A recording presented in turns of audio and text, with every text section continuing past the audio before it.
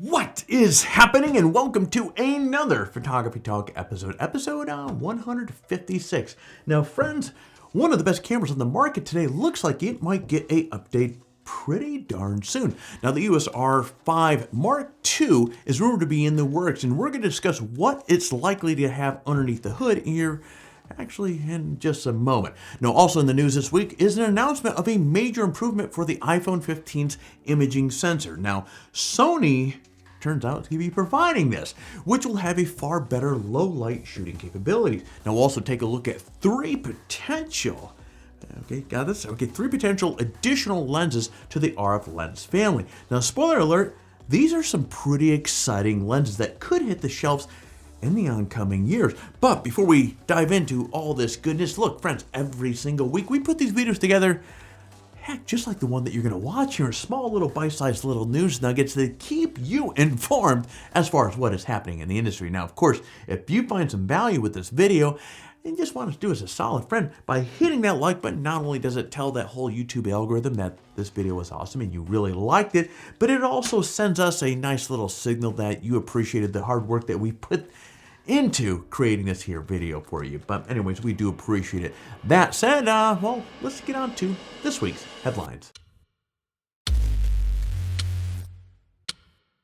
Okay, now recent rumors indicate that Canon is working on the EOS R5 Mark II. Now, if that is the case, it will be the second EOS R camera to get the Mark II treatment. Now, the other one, of course, being the recently released R6 Mark II. Now, I have, which this camera right here, as I've mentioned many times, a R5, and it's an absolutely fantastic camera. It's about, geez, I think 2.5 years old. So a refresh is needed to keep on pace with Nikon and Sony. Now the question is here, will the R5 Mark II have, or what is it going to be in terms of improvements? Now for starters, it seems like the sensor will get a boost in resolution from the 45 megapixel where we're at right now up to 61 megapixels. Now on top of that, the new sensor is rumored to have a high resolution mode for ultra high resolution images. Now additionally, the R5 Mark II is likely to have two Digic X processors, dual pixel CMOS AF2, and dual Express Type B card slots. Now you can expect in-body image stabilization with 8 stops, 9.44 million dot EVF, and a very angle LCD monitor that is optimized for shooting video as well.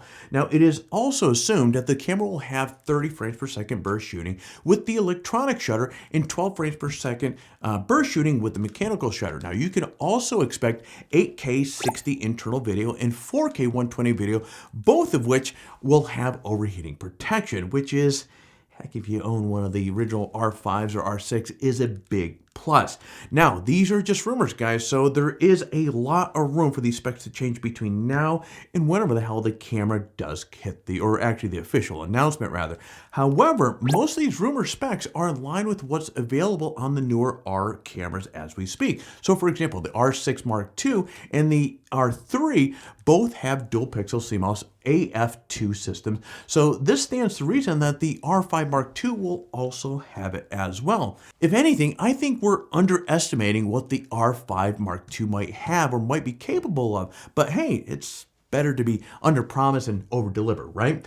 Now, industry insiders expect that the R5 Mark II will be announced sometime in 2023, perhaps as soon as the second quarter. Now, as always, as news kind of pops out on this here, we're going to keep you guys posted, but this is sounding pretty promising. What do you think? Leave a comment down below. Now, even though the iPhone 15 is, heck, this thing is a long way off, recent news indicate that a new feature will make it an even more capable camera, or have a more capable camera rather. Now, as it turns out, Sony will be making the sensor for the iPhone 15, and the sensor has, friends, this thing has some pretty impressive capabilities. Now the sensor has a photodiodes and pixel transistors on different layers, which is not how typical sensors are made. Now the result is a huge increase in dynamic range and a reduction in noise. Now Sony specifically mentions that the sensor is more capable of handling backlit situations, like a portrait with a dark subject in a bright background. Now additionally, the design doubles the sensor's ability to gather light, making it far more capable low light camera than the current iPhones. Now, Apple isn't the only company that will have access to Sony's new sensor, which really isn't a big surprise. However, Sony hasn't named the other smartphone companies that will be using the in their upcoming models.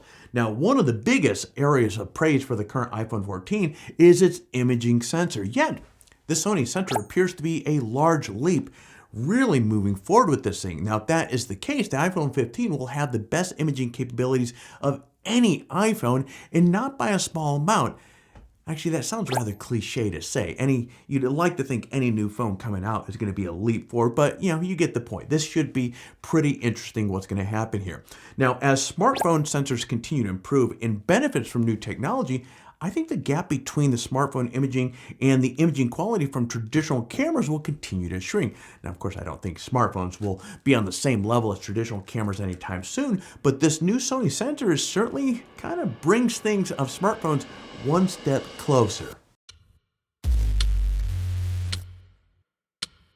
Now, what do you think? It seems like we discuss Canon lenses every few months, which is actually kind of a cool thing. But Canon has definitely taken the Fast and Furious approach to building out its RF lineup of lenses. And let's be real here, I'm not complaining either. These lenses absolutely kick ass. So what's on the tap, you may say? Well, Canon recently patented 3 new lenses. So you have the RF 100-400, which is a 4.6 to 7.3 IS.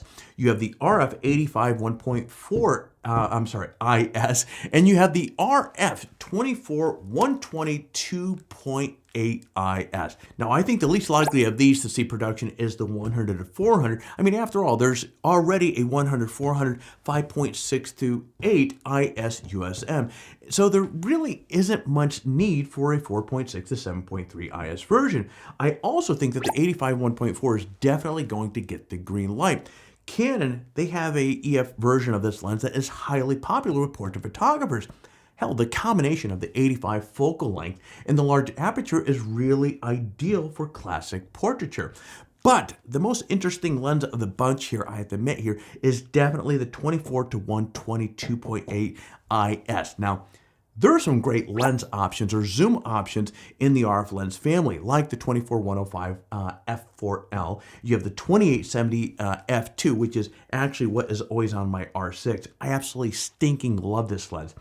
However, the 24-105 maxes out at f4, and the 2870 doesn't have that much reach, and for that matter, doesn't have any IS, but who knows what this other one will have anyways. But that makes the 24-120 a nice blend of a large aperture and a wide focal length that is currently missing in the RF lineup. Now, I think this would also make a very popular lens. Now, there should be no illusion about the 24-120 lens. It is likely to be huge and have a price tag that takes your breath away. And that's assuming it is ever made. After all, a patent doesn't guarantee that a lens or other two will ever be made. But as I keep saying over and over again, definitely stay tuned. As any new information comes out on any of these lenses, we're certainly going to keep you guys posted. All right, friends, and there you go. That is it for Photography Talk episode 156. Now it's time to shift gears and talk about our current giveaway. Of course, we have 3 excellent prizes up for the grab this month. We have the Vanguard Veo 3 265 travel tripod. We have a 16x20 canvas print from canvasprints.com. And of course, the $100 Amazon gift card. Now, as always, entering the giveaway is, friends, we make it really easy. Step 1, you gotta like this video, you gotta subscribe to the channel. Step 2, leave a comment below. In fact, the more of our videos that you watch and leave a comment on, the more chances that you get to win. So by all means, watch some more videos and leave some comments. Step 3, register on Photography Talk and introduce yourself in the forum. Now, if you happen to register on the site during one of the last giveaways, you're still eligible to win. But as I keep saying over and over again, swing by, say hello. Friend, we would love to see you. And that is it. For complete details on the giveaway, including how to register on Photography Talk and how to say hello in the forum, check out the description below. Good luck. And one last thing. So if you enjoy this sort of content, be sure to head over to Photography Talk, sign up for an account. It's free to do so, and it gives you access to a lot of, literally thousands of photography related articles on the site, including news articles on camera gear, photography tutorials, and much, much more. So take a moment, sign up for an account, and get access to material that will help you take your best shot. And friends, that is it for Photography Talk episode 156. As always, look, I know you have a ton of options of different channels and videos that you can watch on YouTube, and I'm honored that you've decided to watch this video and give us your attention. So friends, thank you. Thank you very much. Now it's that time of the video, of course, where I'm going to ask you to do all that YouTube stuff. So if you haven't liked this video already, sure would appreciate you considering or actually doing that there. If you're currently not subscribed to the channel, what are you waiting for? I'd love to have you part of the family. Last but not least, consider hitting that bell so that for every single time that we come out with a new video, just like the one that you just watched here, well, YouTube's going to do its thing and let you know. But friends, I'm going to be getting out of my office here. Actually, I got to go pick up the little monster. And so, hey, you get out there, stay healthy, and take your best shot.